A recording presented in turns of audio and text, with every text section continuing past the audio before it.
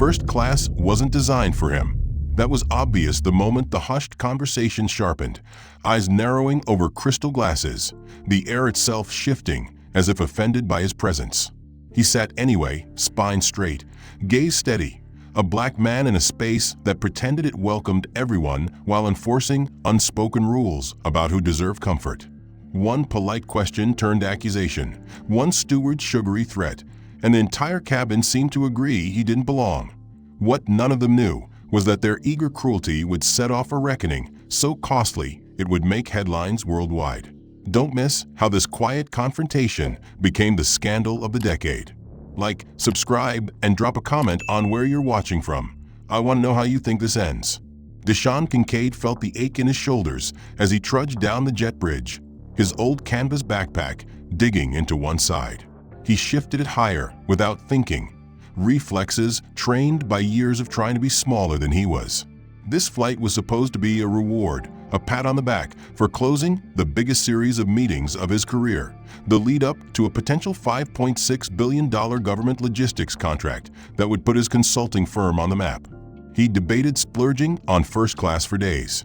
In the end, he told himself he deserved it. Just once, he'd sit up front and feel like he belonged in the world he worked so hard to serve. But the moment he stepped onto the plane, he felt the stares. He kept his eyes down, tugging the frayed hem of his gray hoodie lower over his waistband, wishing he'd bought new jeans instead of paying rent early. He found 1A, the window seat.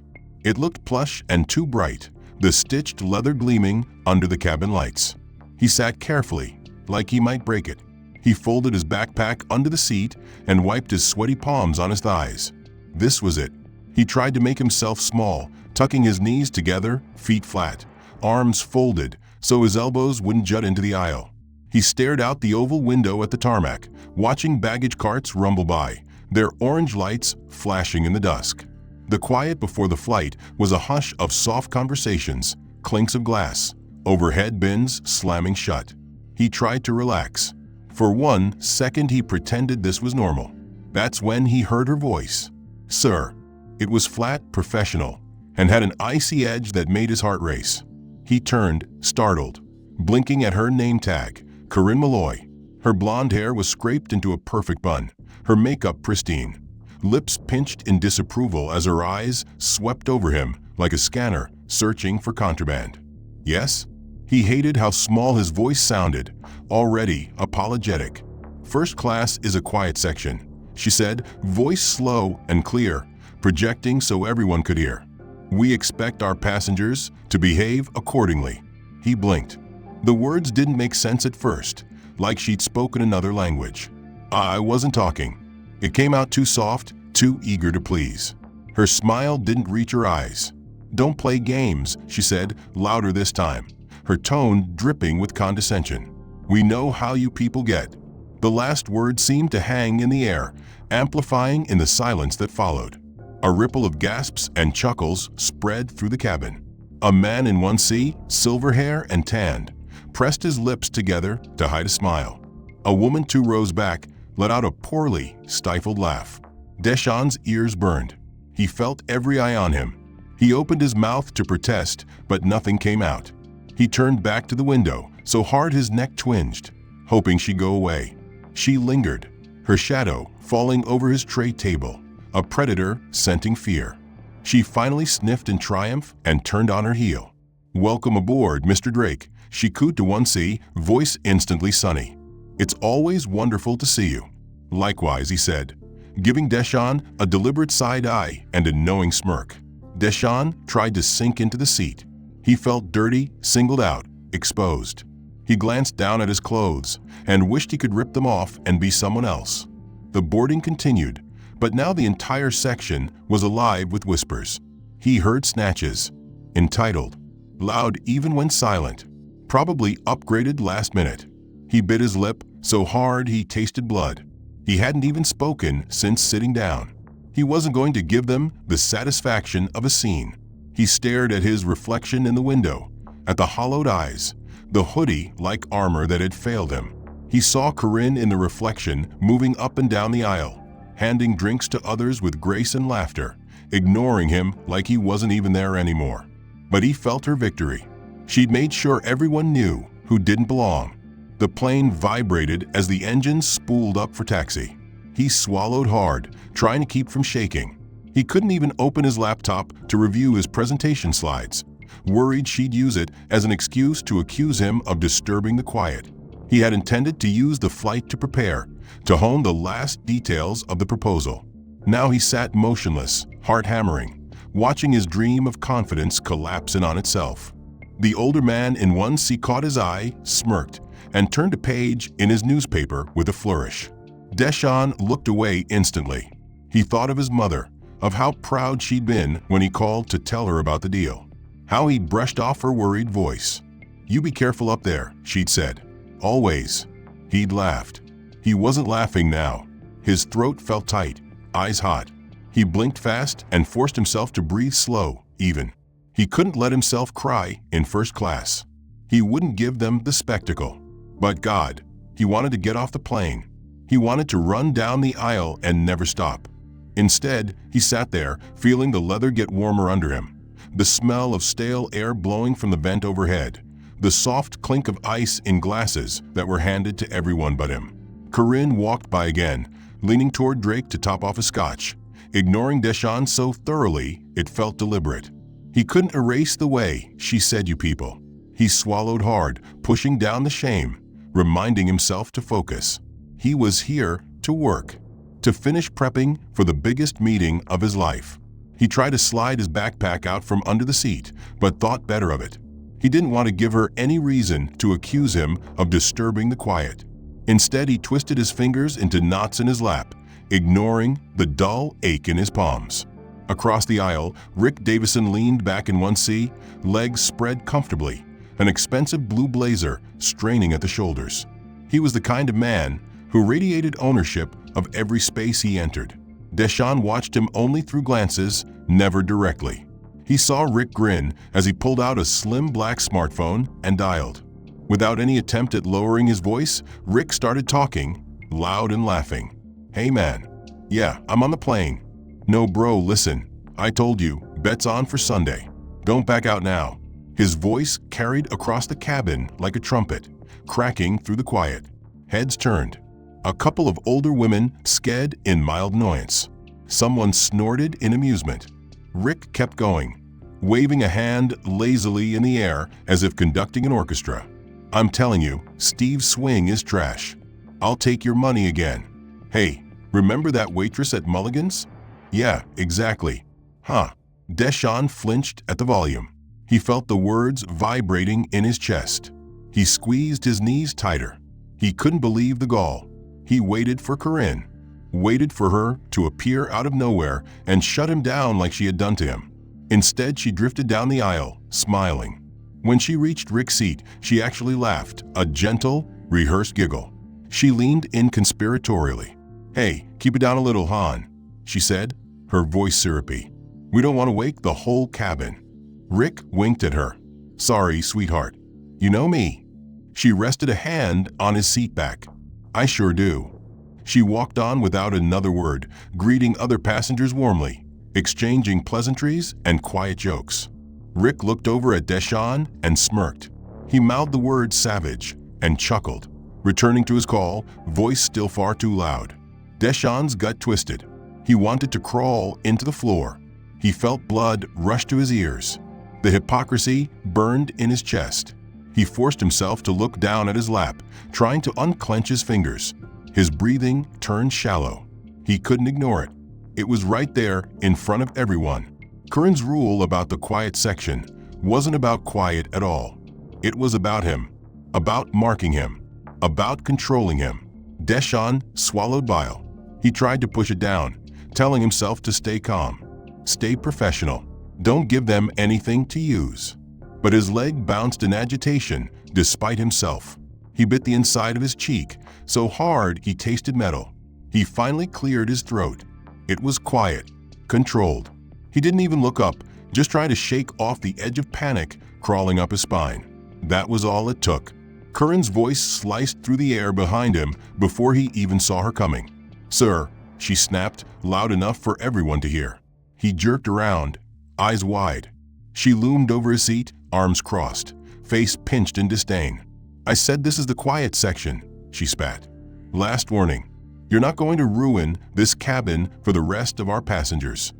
Her voice rose with each word, venom dripping. He felt all eyes on him again.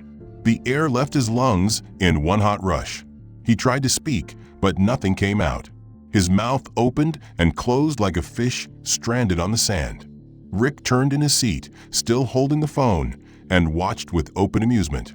When Karin turned away in triumph, Rick caught Deshawn's eye, winked, and mouthed the word again, slow and deliberate, savage. Deshawn's vision blurred with shame. The edges of his sight pulsed black. His chest squeezed so tight he thought he might choke. He turned away, pressing his forehead to the cool plastic of the window. He felt the hum of the engine through his skull, a low thunder that couldn't drown out the whispers starting up again. He's aggressive. Always a problem. Entitled. He heard it all, whether they actually said it or not. It was in the way they shuffled away from him, the way the flight attendant trainee 2 rows back refused to make eye contact. He felt the humiliation settle on his skin like a second, suffocating layer. Worse was the sickly chorus of small laughs and half-choked coughs that punctuated her cruelty, that confirmed he had no allies in this cabin. They were all fine with it. They approved. They wanted him to know exactly how the world was ordered. He closed his eyes. He counted backward from 10, twice, and when he opened them again, he still felt sick. He knew he couldn't keep doing this for the entire flight. He needed to try something. He needed to show them he was reasonable, professional, worthy of being there, if only to survive the next few hours. He waited until Karin was farther up the aisle, fussing over drinks for the wealthy passengers whose comfort she guarded like treasure. Then he saw the other attendant, a man taller, stockier, with a neat uniform and the practiced calm of command. The name tag said Glenn Hollis, Chief Purser, the man in charge. He must have seen it, heard it. Deshawn's chest hurt with the need to speak, to explain. He raised a tentative hand. Glenn turned with professional smoothness, glancing down the row. His eyes landed on Deshawn, and for a second they were unreadable. Then they narrowed just slightly, with the smallest flicker of preemptive annoyance. But he approached. Deshawn tried to keep his voice even, quiet, so as not to disturb anyone further, so as not to feed the label of troublemaker that had already been pinned to him like a target. "Excuse me," he said, swallowing hard, hating how dry his throat was. "Sir, can I talk to you for a moment?" Glenn raised an eyebrow. "Is there a problem?" His voice was neutral but bored, like he already had the answer. Deshawn felt his pulse thudding in his ears. He wet his lips. "Yes, there was, earlier, the way the attendant Karin spoke to me. She said some things that were uncalled for." He cringed at how weak it sounded, how pathetic. But he pushed on. "She singled me out, threatened me, twice. I wasn't even talking. And then that other passenger was literally yelling on the phone, and she just laughed. It feels like, I don't know, maybe there's a double standard happening." He tried to meet Glenn's eyes, to plead silently for understanding, for a moment of human decency. Glenn sighed, his expression slipping from polite neutrality to open irritation, like Deshawn had just handed him a dirty diaper. He crossed his arms, shifting his weight onto one hip. He let out a single dry laugh with no humor in it. "We trust Karin's judgment," he said flatly. "She's been doing this a long time." Deshawn blinked, mouth falling open slightly. He scrambled for words. "But she was hostile to me for nothing. I didn't even say anything. I wasn't loud. She accused me in front of everyone. It was humiliating. She made it personal. She said, 'We know how you people get.'" He heard his own voice crack and hated it. Hated how it made him sound fragile. He forced himself to stop talking before the words turned to pleading. Glenn's expression never wavered. His lip curled slightly in distaste. "Look," Glenn said, his voice dropping into that slow, patronizing drawl people used when they were done pretending to care. "Maybe try being less confrontational." He even did the little air quotes with his fingers, mocking.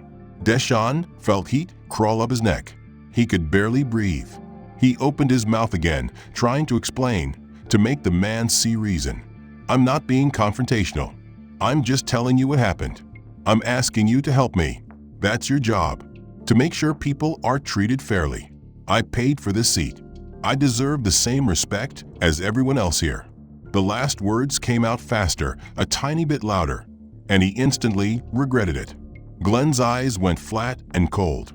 He shifted closer, leaning down so no one else could hear. Deshawn smelled the faint bite of aftershave, the stale airplane air swirling around them. Glenn's voice was low, steady, lethal. "You want to keep your seat?" he said. "Then shut your mouth." Deshawn felt the words like a slap. His mouth snapped shut. He couldn't look away from Glenn's eyes.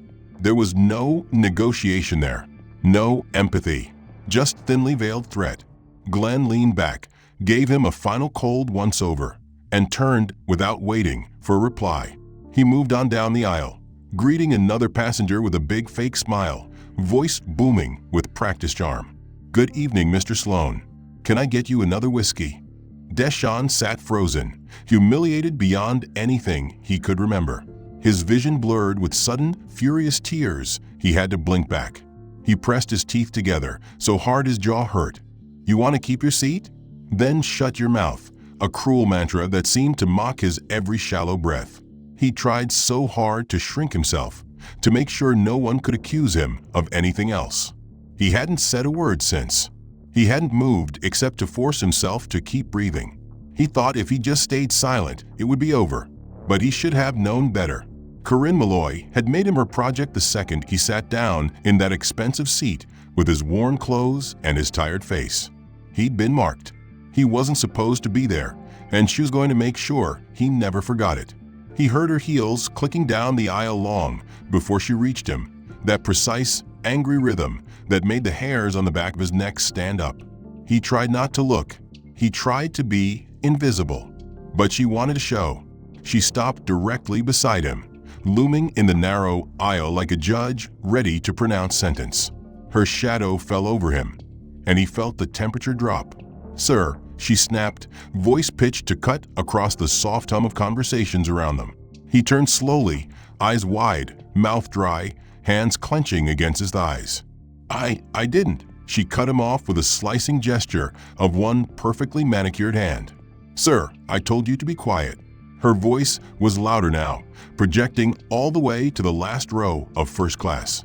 Passengers froze mid-sip, mid-sentence, their heads swiveling toward the drama. Deshawn felt their eyes burn holes in his skin.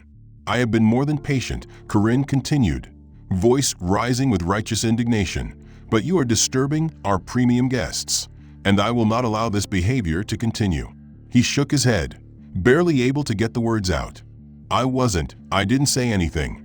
His voice cracked with desperation, too soft, too ragged. She sneered, lips curling like she'd smelled something foul. "Do you want to be escorted off this flight?" She boomed. The words hit him like a fist. His breath left him in a rush. Escorted off. Dragged off. On video.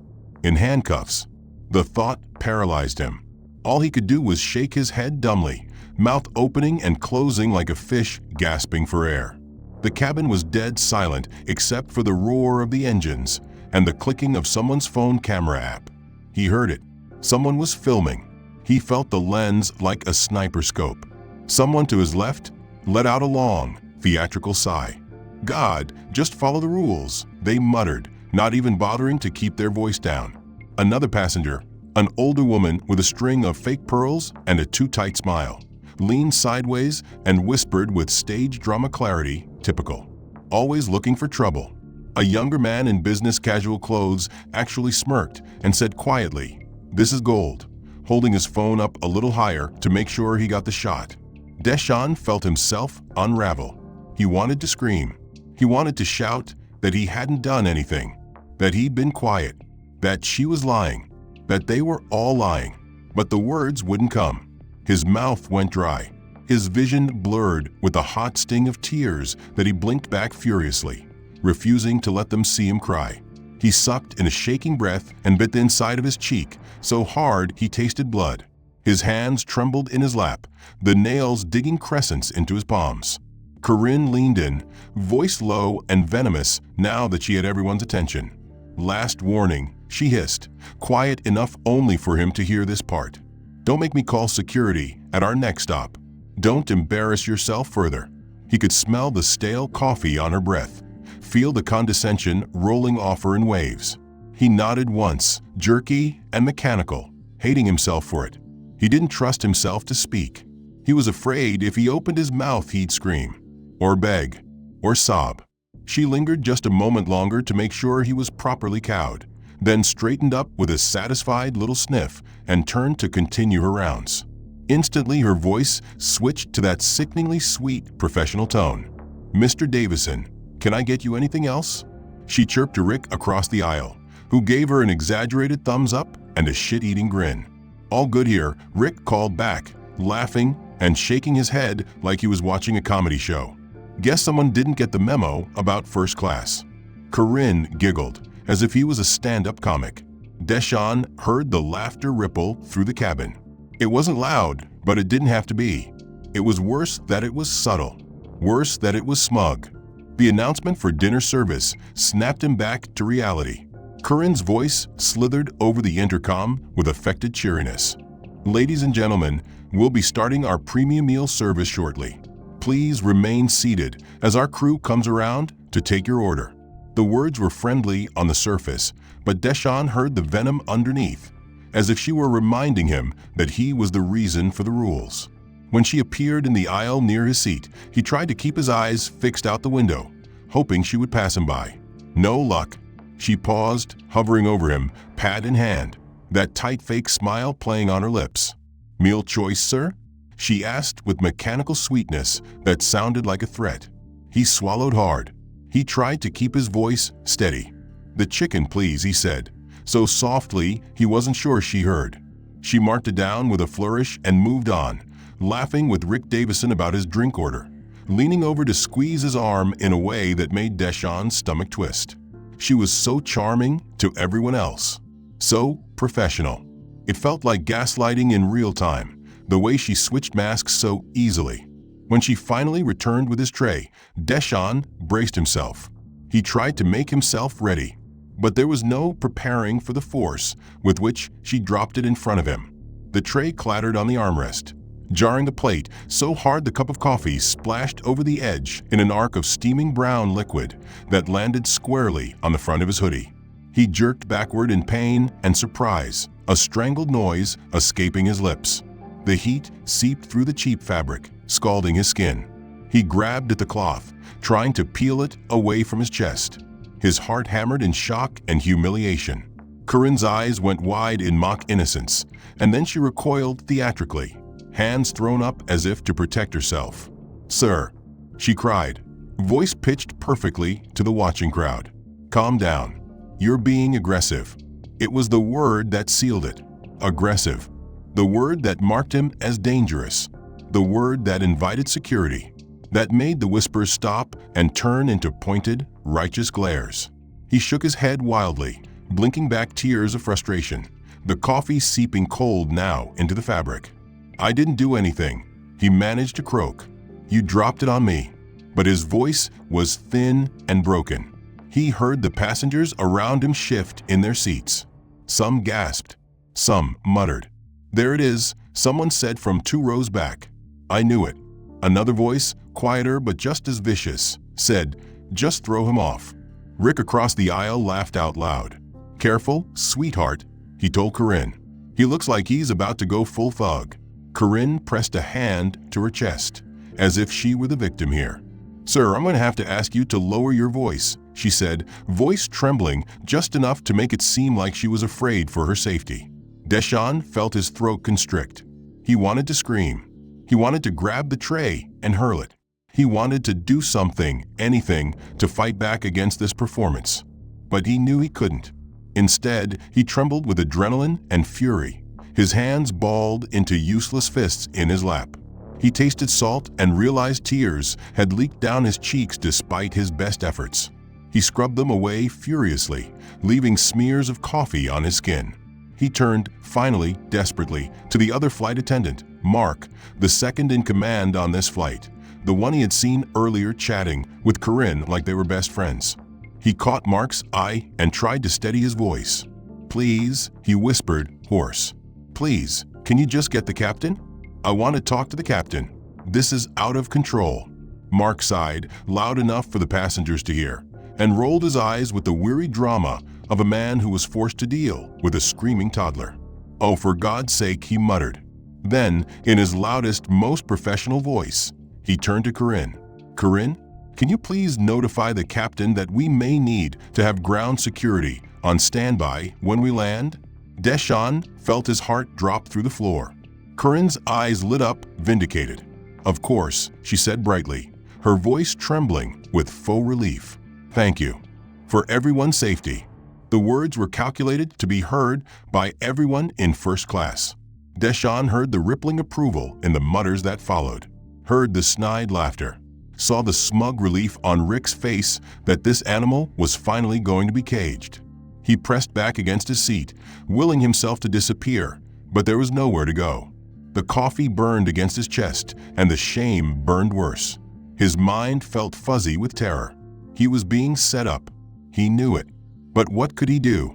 If he spoke, they'd say he was yelling. If he moved, they'd say he was attacking. If he sat there crying, they'd say he was unstable. He felt the tears come again and didn't bother wiping them this time. The hum of the engines felt like an accusation in his bones. Karin and Mark continued their quiet conference just behind the galley curtain, their voices muffled but unmistakable. He caught phrases like security protocol and combative. He heard the fake concern layered over the venom, the rehearsed professionalism of people who knew exactly how to sound right, no matter what they were actually doing. It made him want to vomit. He remembered the way Karin had clutched her chest, eyes wide, crying aggression, when she deliberately slammed the tray onto him.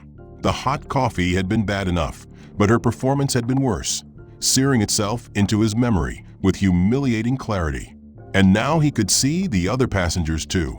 Some watched with open disdain, barely hiding their smirks. Others whispered in self-important horror, imagining themselves as the endangered elite who had narrowly avoided an incident thanks to the brave flight attendants. A few had even raised their phones again, trying to capture any last flicker of drama. He felt them all pressing in around him even when they weren't speaking. The cabin was a fishbowl, and he was the exhibit. And then the worst thing yet happened. The intercom clicked on with a scratch of static, and the captain's voice, grave and authoritative, filled the silence. "Ladies and gentlemen," Captain Dennis Kroll began, his voice the epitome of controlled calm. "This is your captain speaking. We'd like to apologize for any inconvenience caused by a disruptive passenger in first class." The words didn't just sting, they flayed him open. His heart skipped. He felt his breath catch in his throat. He wanted to vanish through the seat, through the floor, through the damn fuselage, and into the empty sky. He heard the collective intake of breath around him, the sharp hiss of gossip born fresh, like sharks scenting blood in the water. Passengers who had been dozing now snapped awake. Heads turned. He heard someone murmur, "Disruptive?" Called it. Another voice whispered, "Bet it's that guy." He didn't need to look to know every single pair of eyes was trained on him. He felt it like a physical weight, 1,000 pounds pressing on his chest. His ears buzzed. His mouth opened, but nothing came out. He wanted to scream, but he couldn't even swallow. He thought he might throw up. His vision went blurry at the edges. He felt the heat burning in his face, as if his skin were on fire. He dug his nails into his palms so hard he thought they might break the skin, trying to hold himself together. He heard someone across the aisle clear their throat in that deliberate way people do when they want you to know you're disgusting. Karin appeared again a few minutes later, walking down the aisle with a serene smile, her voice a forced note of calm. "Everyone please remain seated as we begin our descent. We want to make sure everyone feels safe and comfortable for landing." The word safe made his stomach churn. She was laying it on thick, branding him as the danger. She didn't even look at him this time. She didn't need to. She'd won. He was so tired he couldn't even be angry anymore. He felt wrung out, hollow. The plane banked slightly, the lights of the airport visible as distant dots below. He watched them through tear-blurred eyes, wishing the ground would open up and swallow him. As they descended, He tried to prepare himself. He told himself not to make any sudden moves, not to talk back, not to protest.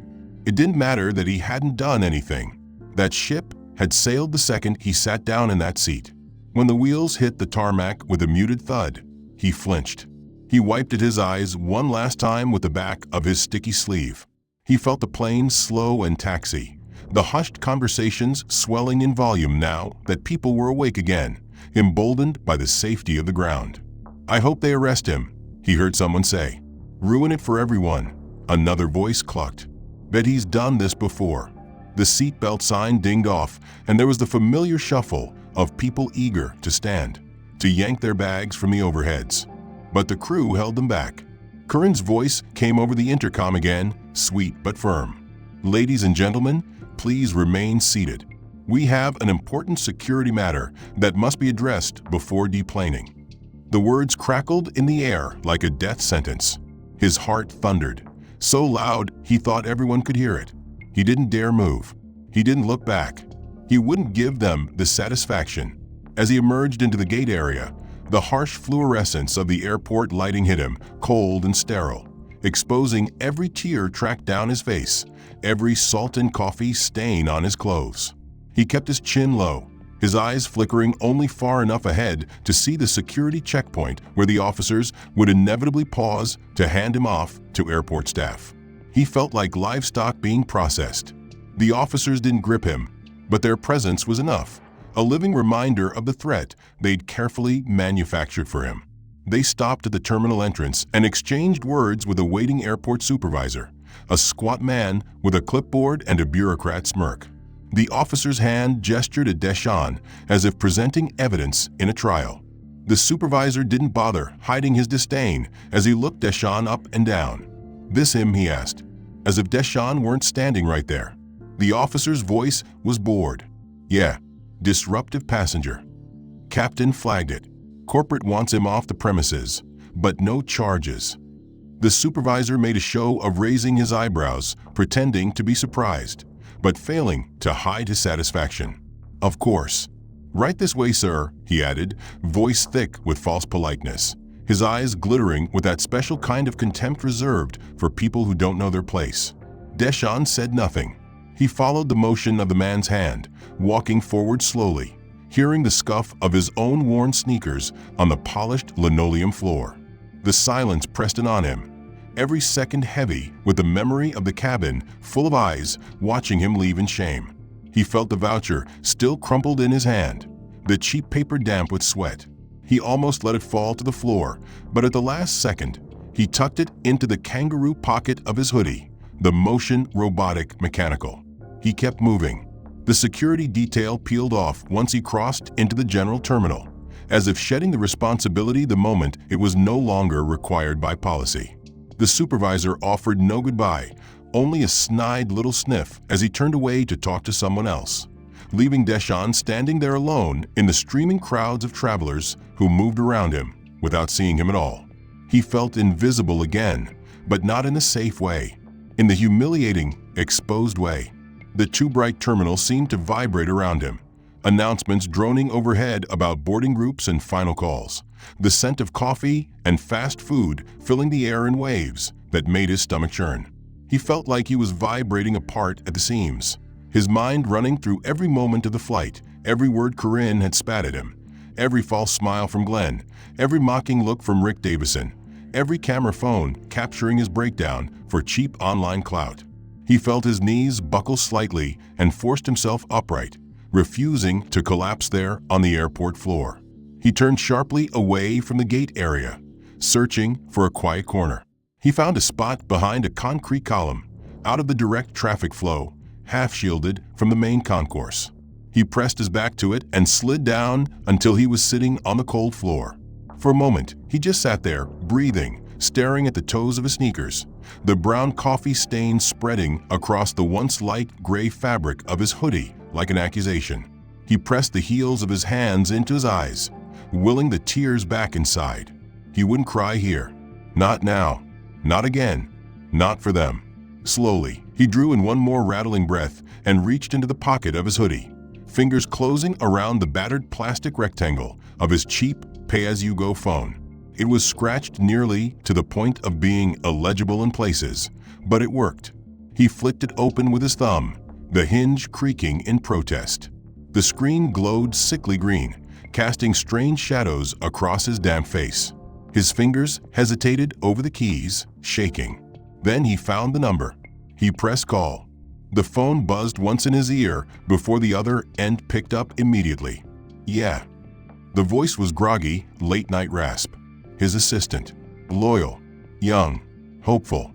Deshawn swallowed hard, feeling the tremor in his own voice as he forced the words out. Call them, he said flatly, the words like poison in his mouth. Call the board. Call the department. Cancel the deal. The silence on the other end stretched for a full second, like even the air didn't want to believe it. Wait, what? Sir? What happened? Are you okay? Deshawn squeezed his eyes shut. He saw Karin smirk. He heard the captain's announcement branding him a threat. He felt the eyes of 100 strangers reducing him to an object of fear and entertainment. He heard Rick's voice calling him a thug. He felt the slick of coffee cooling on his chest. Cancel it, he repeated, voice cracking with something like grief, like loss, like release. We don't work with them. Ever. His assistant started to protest. But sir, that's $5 billion. I don't give a damn, Deshawn snapped, but even that sounded hollow. The fight was gone. The anger was ashes in his mouth. His voice dropped to a whisper. Just call them. Tell them it's done. The line went silent. Then there was a small, resigned sigh. Yes, sir. I'll handle it. Deshawn ended the call and dropped the phone into his lap. His head fell back against the concrete column with a dull thud. He didn't move. He didn't speak. He just let the chaos of the airport swirl around him. The announcements, the families, the business travelers racing past with their wheeled bags. Everyone wrapped up in their own world. No one saw him. No one cared. But he felt the cold certainty in his chest harden into something like steel. The cold hit him first, a wave of recycled air that smelled of disinfectant and tired people. And the roar of the crowd rose up to meet him. His phone buzzed in his pocket, the ancient plastic vibrating with enough force to be felt even through the heavy fabric of his hoodie. He ignored it. Then it buzzed again. And again. He knew, without looking, that it wasn't his assistant this time. It was everyone else. Colleagues, reporters, the board, maybe even the government reps themselves. He let the phone die in his pocket. For once, he didn't care if they got their answers right away. He walked to the curb, ignoring the cold stares from the line of cabs. He waved one down anyway, climbed in without meeting the driver's eyes, and mumbled his destination in a cracked voice. As the city lights blurred by outside the window, he let his head rest against the glass, feeling the vibration in his bones. He watched the neon streaks pass like memories he didn't want. He tried to swallow the lump in his throat, tried to stop thinking about Karin's smirk as she told him to calm down, about Mark's rolled eyes as he warned security to stand by, about the captain's voice booming over the intercom, calling him disruptive like a death sentence. But they stuck to him like oil, refusing to wash off. He closed his eyes. Even then he saw the plane, the smug faces, the camera phones held up like weapons. And somewhere far off, he imagined the chain reaction he'd just set off with that one quiet call in the terminal. Because his assistant had done exactly what he asked. Across the country, in offices with polished floors and mahogany tables, the deal that had been days from final signatures started to collapse. Government liaisons, corporate lawyers, and senior partners got urgent calls with words like termination and breach of ethics. His name was attached to all of it. So was the airlines. He didn't watch TV that night, but he knew what was happening. He could feel it in the buzz of the phone he ignored. He could imagine the faces of the board members turning white as they read the subject lines of the emails flooding in. Because by the time he got home and locked the door behind him, dropping his ruined hoodie on the floor and standing in the dark of his one-room apartment, the news had started to spread. Online first. Videos from the flight, blurry but unmistakable, posted to social media by passengers who had gleefully filmed his humiliation but found the internet had other ideas. Flight attendant screams at black passenger for not being quiet in first class. Airline staff threaten to call security on man for asking to speak to captain. He bought a first-class ticket. They treated him like a criminal. The views climbed in real time. He didn't see them, but others did. By morning, it was everywhere. National news desks ran with it, the words scrolling along the bottom of cable news feeds while pundits talked over each other about systemic bias and unconscious prejudice and corporate accountability. It wasn't just a single angry man's story anymore. It was a scandal. It was a warning shot. And by mid-morning, the true headline dropped like a bomb. Airline loses $5.6 billion government contract over discrimination incident. Because once the Federal Procurement Office caught wind of the video, they'd made their own call. No statement, no questions, just a letter terminating all negotiations effective immediately. Taxpayer money wasn't going to fund a company that couldn't even pretend to treat all its customers equally. That part of the story went viral even faster than the confrontation itself. Stock prices plummeted. Commentators crowed. The clip of her on the plane screaming at that man, Deshaun Kincaid. His name was in every headline now. Her voice was clear as day in the recording. "We know how you people get." She watched herself say it, mouth twisted with disdain. She heard her own false panic, her theatrical gasp when she pretended he was being aggressive. She saw the comments. Fire her. Jail her. She should never work again. She scrolled down and felt her stomach heave at the word racist in giant block letters, repeated like a drumbeat.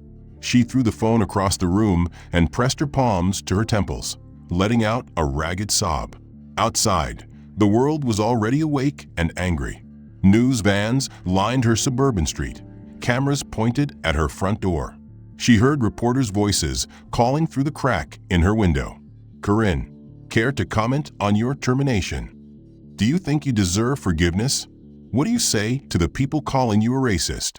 She tried to stay away from the windows, ducking behind the kitchen counter, heart thudding so hard it hurt. Her breath came in shallow gasps. She felt trapped, hunted. She stumbled toward the bathroom, splashing cold water on her face, trying to compose herself. But when she caught her reflection in the mirror, it wasn't the controlled professional image she'd maintained for years. It was someone broken, puffy eyes, red nose, lips trembling with fear and anger she didn't know where to put. She sagged against the sink, pressing her forehead to the glass. "I'm not racist," she whispered to the empty room. "I'm not." But she heard the lie in her own voice. She heard every cruel word she'd spat at Deshaun on the plane, every time she'd leaned in, enjoying his discomfort, fueling the crowd's mockery. And she knew the truth was worse than anything they were saying outside, because she hadn't even thought about it. It had been second nature. She had done it on autopilot, and now everyone knew. She jumped when the doorbell rang. She clamped a hand over her mouth to stifle the scream that clawed at her throat. She could hear the reporters shouting again. "We just want your side of the story, Karin. Are you sorry for what you did?" She backed away, feet scuffing on the tile. Her phone buzzed again, lighting up from where it had landed on the floor. Another news notification. The headline burned her eyes. Airline staff fired after $5.6 billion deal collapses over viral racism incident. She gagged, bile rising in her throat. She pressed a hand over her mouth and stumbled to the trash can, heaving until there was nothing left. Meanwhile, across town, Glenn Hollis sat in his darkened apartment, the TV news blaring at full volume even though he wasn't watching it. His eyes were locked on the scrolling news ticker. Federal investigation into airline discrimination practices announced. He didn't blink, didn't move. The words washed over him like a curse he couldn't outrun. He clutched his phone so hard the case cracked. Years passed, and the firestorm that had once consumed national headlines settled into a dull, permanent stain on the airline's reputation. No corporate rebranding or PR apology tour could ever scrub away the footage of that flight, the raw evidence of how easy it had been to dehumanize a paying customer in front of a cabin of strangers who had laughed or filmed instead of intervening. The Senate hearings that followed had been brutal for the industry. dragging out story after story of passengers treated like criminals for the crime of not looking VIP enough. New training programs were mandated, new policies written. The airline spent millions on diversity initiatives that read like desperate penance. But for Karin Malloy, there was no neat corporate shield to hide behind. Fired in disgrace, she found herself unemployable in any customer-facing role. Her name was synonymous with the video, forever. For months, she couldn't leave her house without seeing her face memed online. News vans parked on her street waiting for an interview she never gave. The night sweats and panic attacks haunted her long after the reporters were gone. She lost her home, then her car, then most of her friends who decided the scandal was contagious. In the years that followed, she drifted to a small town far from the city where no one recognized her at first glance. She lived in a rented room above a dusty storefront that barely qualified as an apartment, lying awake most nights, replaying the flight in her head with a kind of painful clarity that made her stomach cramp. She couldn't forget the words she'd spat like venom. She couldn't forget the way she'd felt so righteous, so entitled to punish someone for daring to sit there. When the local community center posted a job for a part-time facilitator to run anti-bias workshops, she went in person, clutching a wrinkled resume with shaking hands. The director was a tired-looking woman with a clipboard and an exhausted smile who asked her why she wanted the job. Karin's mouth went dry, her chest tight with shame. She almost fled. Instead, she forced herself to speak. "Because I ruined my life on one flight," she said, her voice cracking in the quiet room. "Because I thought I was better than someone for no reason at all. Because I hurt him on purpose. And because if I don't stand here and own that, I'll never be able to live with myself." The director didn't say anything for a long time. Then she nodded. Karin started work the next week. She stood in front of half-filled classrooms of sleepy teenagers and skeptical adults. She never used a script. She didn't sugarcoat it. Every session started the same. "I ruined my life on one flight," she would say, looking them dead in the eye. "Because I thought someone didn't belong where I was. Because I didn't even question why I felt that way. Because no one stopped me. Because I liked the power of it. Because I didn't care who was watching. I'm not here to tell you you're better than me. I'm here to tell you you're exactly like me if you're not careful." Some walked out. Most stayed. Over time, she learned how to facilitate conversations that were messy, painful, sometimes angry. She let them be uncomfortable, because comfort was how it started. She paid her bills with late paychecks and cheap food and didn't complain. Because for once she was trying to fix what she broke. One cold November afternoon, she finished a session and was stacking chairs in the cramped meeting room when the door opened behind her with the tinny jangle of an old bell. She didn't look up immediately, assuming it was the director or one of the volunteers. She wiped her palms on her threadbare slacks and bent to lift another chair. Then she heard the quiet, even voice. "Karin." She froze. The name tasted like blood in her mouth. She turned slowly. He was standing just inside the doorway, the afternoon light at his back. For a moment, she didn't recognize him. His hair was shorter now, a little gray at the temples. His clothes were simple, worn jeans and a plain shirt under an old jacket. No expensive briefcase. No suit. Just a man. But when their eyes met, there was no doubt. Deshaun Kincaid. The man she had tried to destroy in a single flight. The man whose quiet endurance had forced the whole world to see what she was. Her mouth moved, but nothing came out. Her throat locked up, tears immediately burning her eyes. She tried to speak, but the apology got stuck somewhere deep and rotting in her chest.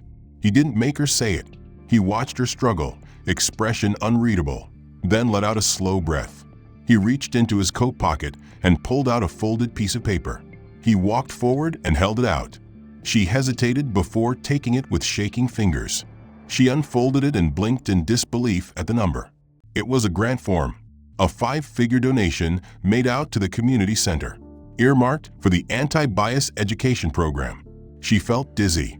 Her mouth worked soundlessly. She tried to meet his eyes, but couldn't hold them. She whispered, "Why?" Her voice cracked on the single syllable. He finally spoke, low and even. "Because this matters," he said. "Because you're doing the work. Use it well. Change something." He didn't wait for thanks. He didn't want it. He turned and walked out into the chill evening air without another word, the bell jangling again behind him. She stood there for a long time, the paper shaking in her grip, tears tracking down her lined face. She sank into one of the metal chairs she hadn't finished stacking and let the sobs come. No cameras, no audience, just the brutal, raw truth of what it meant to be given the chance to try again. She knew she couldn't ever undo what she'd done to him. She knew she couldn't make him forget that day. But she could make sure no one else left one of her workshops without understanding exactly how easy it was to become her, and exactly how much it cost. The end. If you enjoyed this story and the message it carries about justice, redemption, and the power of confronting hard truths, let us know. Like and subscribe to stay with us as we share more powerful narratives that don't shy away from the uncomfortable but necessary conversations. I'd love to hear what you thought about the plot. Did the ending resonate with you? Do you believe in second chances the way Deshawn did? Drop a comment and tell us where you're watching from. Let's talk about it. Your thoughts make these stories stronger.